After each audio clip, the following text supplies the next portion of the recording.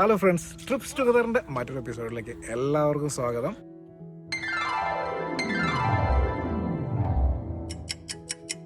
നമ്മളിപ്പോൾ ഉള്ളത് north വെയിൽസിലെ largest ഐലൻഡായ ആംഗിൾസിയിലാണുള്ളത്. അത് ആംഗിൾസിലെ തന്നെ ഒരു ഫാം സ്റ്റൈലാണ്. നമ്മുടെ പുറകിൽ നിങ്ങൾ ഈ കാണുന്നത് ബ്യൂട്ടിഫുൾ ആയിട്ടുള്ളൊരു ഫാം ആണ്. അടിപൊളി സ്റ്റേ ആയിരുന്നു. അതിൻ്റെ വിശേഷങ്ങളാണ് ഇന്നത്തെ എപ്പിസോഡിൽ ഉൾപ്പെടുത്തിയിരിക്കുന്നത്. നമ്മൾ സ്റ്റേ ചെയ്യുന്ന ഈ സ്ഥലത്തിന്റെ പേര് അംലക് എന്നാണ്. ഇതിന് ചുറ്റും കണ്ണെത്താ ദൂരത്തോളം വ്യാപിച്ചു കിടക്കുന്ന ഫാംസ് ആണ്. ഈ ഫാംസിൽ നിറച്ചും മേഞ്ഞു കിടക്കുന്ന പശുക്കളും അതുപോലെ ചെമ്മരിയാടുകളും ഉണ്ട്. അങ്ങനത്തെ ഒരു അടിപൊളി വൈബാണ് ഇവിടെ.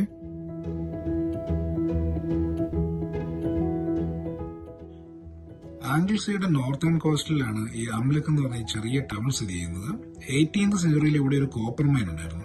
അതിന്റെ പേരാണ് പാരീസ് മൗണ്ടൈൻ കോപ്പർ മൈൻ. ഈ കോപ്പർ മൈനുമായിട്ട് ബന്ധപ്പെട്ടാണ് ഈ ഒരു ചെറിയ ടൗൺ രൂപപ്പെടുന്നത്. രസകരമായ ഒരു സംഭവം എന്താണെന്ന് ചോദിച്ചാൽ, ഈ അംലക്കിൽ നിന്നുള്ള ചെമ്പ് ഉപയോഗിച്ച് ബ്രിട്ടനിൽ ഒരു കാലത്ത് നാണയങ്ങൾ ഉണ്ടാക്കിയിരുന്നു എന്നുള്ളതാണ്.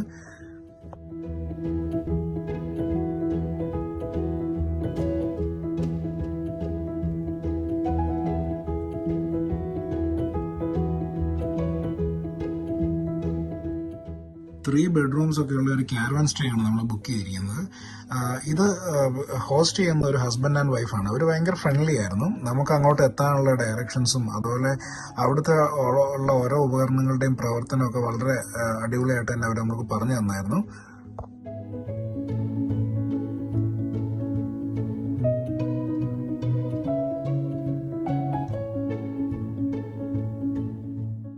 മാഞ്ചസ്റ്ററിൽ നിന്നും 2 hour ഡ്രൈവാണ് നമ്മുടെ ഈ ആംലക് ടൗണിലേക്കുള്ളത്.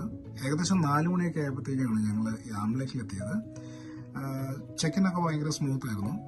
പിന്നെ നമ്മളൊരു ചായയൊക്കെ ഇട്ട് കുടിച്ച് യാത്രയുടെ ക്ഷീണമൊക്കെ ഒന്ന് മാറ്റി. പിന്നെ ഈ ആംലക്കിനടുത്തുള്ള ഒരു വില്ലേജ് ഉണ്ട്, ബ്യൂട്ടിഫുൾ ആയിട്ടുള്ള ക്യാമേസ് വില്ലേജ്. അതൊരു ബീച്ച് സൈഡ് വില്ലേജ് ആണ്. അപ്പം അങ്ങോട്ടാണ് ഞങ്ങൾ ആദ്യം പോകാൻ പ്ലാൻ ചെയ്തത്. ഈ രാത്രിയിൽ എനിക്ക് ഈ ബീച്ചിനെ മനസ്സിലാക്കാൻ പറ്റുന്നില്ല. വേലി ഇറങ്ങി പോയതാണെന്നാണ് എനിക്ക് തോന്നുന്നത്. ഈ സംഗതി ഉയർന്നു നിൽക്കുന്ന കല്ലുകളാണെന്നാണ് തോന്നുന്നത്. വേലിയിറക്കത്തിന്റെ സമയമാണെന്ന് തോന്നുന്നു. നാളെ രാവിലെ നമ്മൾ വന്ന് ഒന്നോടെ അസസ് ചെയ്യുന്നതാണ്. എന്നിട്ട് നമ്മൾ ഈ ബീച്ചിനെ കുറിച്ച് ഒരു ഡീറ്റെയിൽ ആയിട്ടുള്ള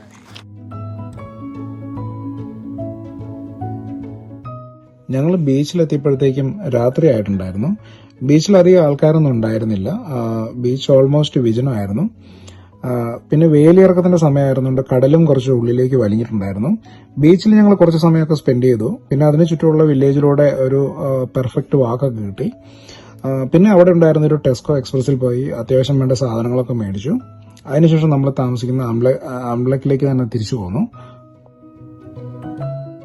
രാത്രി 8 മണിയായപ്പോഴത്തേക്കും നമ്മൾ തിരിച്ച് കാരവാനിലെത്തി. പിന്നെ നമ്മൾ ഡിന്നറൊക്കെ പ്രിപ്പയർ ചെയ്തു. ഒരു വെറൈറ്റി ആയിട്ടുള്ള സൂപ്പും പിന്നെ ഗ്രിൽഡ് ചിക്കനും ഒക്കെ ആയിരുന്നു സ്പെഷ്യൽ. അതിനുശേഷം കുറേ നേരം നമ്മൾ വർത്താനൊക്കെ പറഞ്ഞിരുന്ന് ഒരു 12 മണിയോടുകൂടി ഉറങ്ങാൻ കിടന്നു.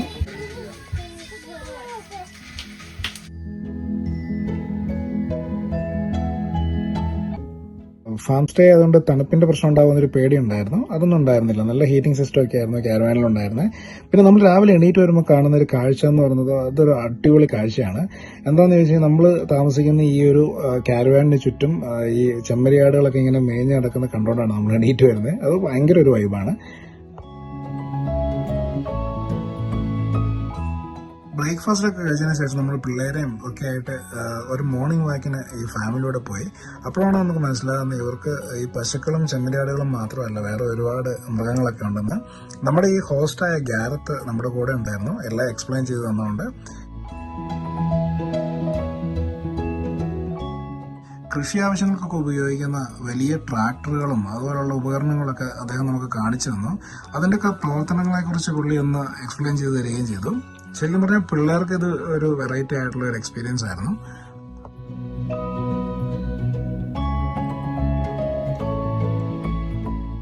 നമ്മൾ ചെക്കൗട്ട് ചെയ്യുമ്പോഴത്തേക്കും ആഫ്റ്റർനൂൺ 12 PM ആയി. പിന്നെ അവിടെ നിന്ന് നേരെ പോയത് ഇന്നലെ രാത്രി നമ്മൾ പോയ ക്യാമേസ് ബീച്ചിലേക്കാണ്.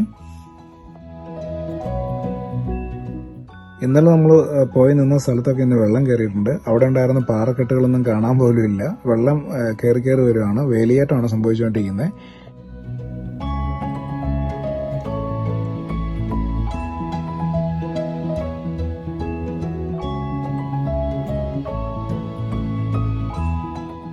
നമ്മളിപ്പോൾ ഉള്ളത് കാമൈസ് ഹാർബർ വാളിലാണുള്ളത്. ഈ വാൾ നിർമ്മിച്ചിരിക്കുന്നത് ഹാർബറിനെ വലിയ തിരമാലകളിൽ നിന്നും പ്രൊട്ടക്ട് ചെയ്യാനാണ്. വേലിയേറ്റത്തിന്റെ ടൈമിൽ വേവ്സ് ഒക്കെ ഈ വാളിന്റെ ലെവൽ വരെ ഉയർന്നു വരും. ലോ ടൈഡുള്ള സമയത്ത് നമുക്ക് അവിടെ കയറി നിൽക്കുകയും ചെയ്യാം. പക്ഷെ നമ്മൾ അവിടെ കയറുമ്പം കുട്ടികളൊക്കെ പ്രത്യേകം ശ്രദ്ധിക്കണം. കാരണം ഇതിന് പ്രത്യേകിച്ച് ഒരു വേലിയോ അങ്ങനത്തെ പ്രൊട്ടക്ഷനോ ഒന്നുമില്ല. നമ്മളവിടെ കയറുന്ന ഓൺ റിസ്കിലായിരിക്കുമെന്ന് അവിടെ എഴുതിയും വെച്ചിട്ടുണ്ട്. അതുകൊണ്ട് പ്രത്യേകം കുട്ടികളെ നമ്മൾ കയ്യിൽ തന്നെ പിടിച്ചുകൊണ്ട് വേണം അവിടെ കയറാൻ.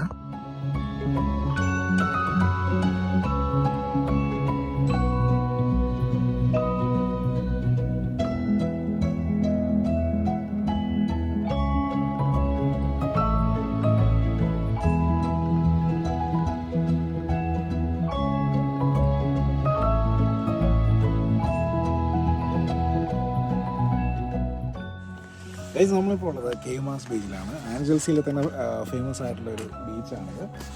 ഇവിടെ അത്യാവശ്യം ബേസിക് ആയിട്ടുള്ള എല്ലാ സൗകര്യങ്ങളും ഉണ്ട്. കാർ പാർക്കിംഗ് ഉണ്ട്, നല്ലൊരു കാർ പാർക്കിംഗ്. 4 പൗണ്ട് ക്യാഷ് ആയിട്ട് തന്നെയാണ് അവർ ഇതിനെ ചാർജ് ചെയ്യുന്നത്.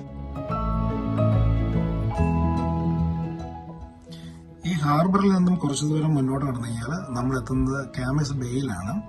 ഇവിടെ കാർ പാർക്കിംഗ് ഒക്കെ ഉണ്ട്. ഇത് പ്രോപ്പർ ആയിട്ടുള്ള ബീച്ചാണ്, മനോഹരമായ ബീച്ചാണ്, കാം ആൻഡ് ക്വയറ്റ് ആണ്. അതുപോലെ സ്വിം ചെയ്യാനും കയാക്കിങ്ങിനും ഒക്കെ ഒരു പെർഫെക്റ്റ് പ്ലേസ് തന്നെയാണ്.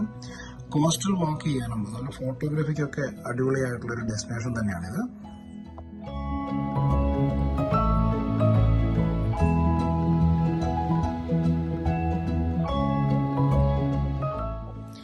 നമ്മൾ കാണുന്നത് സെയിന്റ് പാട്രിക് ബെല്ലാണ്. വലിയ തിരയോ കടൽക്ഷോഭമോ ഒക്കെ വരുമ്പോൾ വെള്ളം വന്ന് ഈ ബെല്ലിൽ തട്ടുകയും അത് മണി മുഴങ്ങുകയും ചെയ്യും. ലോക്കൽസിനൊക്കെ ഉള്ളൊരു വാണിംഗ് കൂടിയാണിത് ഈ കടൽക്ഷോഭത്തിന്റെ ഒക്കെ സമയത്ത്. ഏതാണ്ട് 2-3 മണിക്കൂർ നമ്മൾ ആ ബീച്ചിൽ തന്നെ സ്പെൻഡ് ചെയ്തു. അപ്പോഴേക്കും വെള്ളത്തിന്റെ ലെവലൊക്കെ ഒത്തിരി കയറി വന്നായിരുന്നു. പിന്നീട് അവിടെ ഉള്ളൊരു ഷോപ്പിൽ കയറി നമ്മൾ ചായയും ചിപ്സും ഒക്കെ കഴിച്ചു. ഇതേ ഷോപ്പിൽ നിന്ന് തന്നെ പിള്ളേർക്ക് നല്ല സൂപ്പർ ഐസ്ക്രീമും കിട്ടി.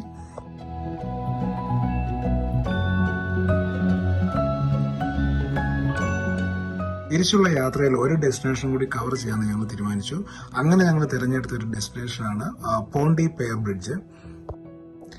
ത്രില്ലിംഗ് ആയിട്ടുള്ള ഒരു ഡ്രൈവ് ആയിരുന്നു ശരിക്കും പറഞ്ഞാൽ ഈ പോണ്ടി പെയർ ബ്രിഡ്ജ് വരെ ഉണ്ടായിരുന്നത്. ശരിക്കും മൗണ്ടൈനിലൂടെയുള്ള ഒരു ഡ്രൈവ് ആയിരുന്നു.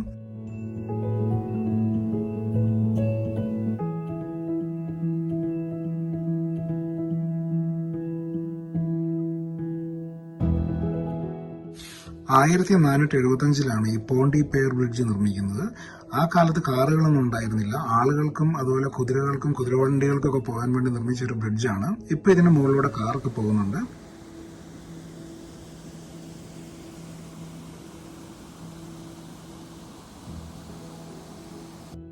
ഈ ബ്രിഡ്ജിൽ നിന്ന് നമുക്ക് മനോഹരമായ പിക്ചറൊക്കെ എടുക്കാൻ പറ്റും. ഈ ബ്രിഡ്ജിന്റെ അടിയിലൂടെ ഒരു പുഴ ഇങ്ങനെ കുത്തിയൊലിച്ച് പോകുന്നുണ്ട്. ഈ ബ്രിഡ്ജ് നിൽക്കുന്ന സ്ഥലത്ത് നിന്ന് കുറച്ചുകൂടെ മുകളിലേക്ക് പോയി കഴിഞ്ഞാൽ നമുക്ക് സ്വാളോ ഫോൾ എന്ന് പറഞ്ഞൊരു വാട്ടർഫോൾ ഉണ്ട്. നമുക്ക് സമയപരിമിതി ഉണ്ടായിരുന്നതുകൊണ്ട് നമ്മൾ അങ്ങോട്ടൊന്നും പോകാൻ നിന്നില്ല. മെല്ലെ നമ്മൾ അവിടെ നിന്ന് മാഞ്ചസ്റ്ററിലേക്ക് തിരിച്ചുള്ള യാത്ര ആരംഭിച്ചു.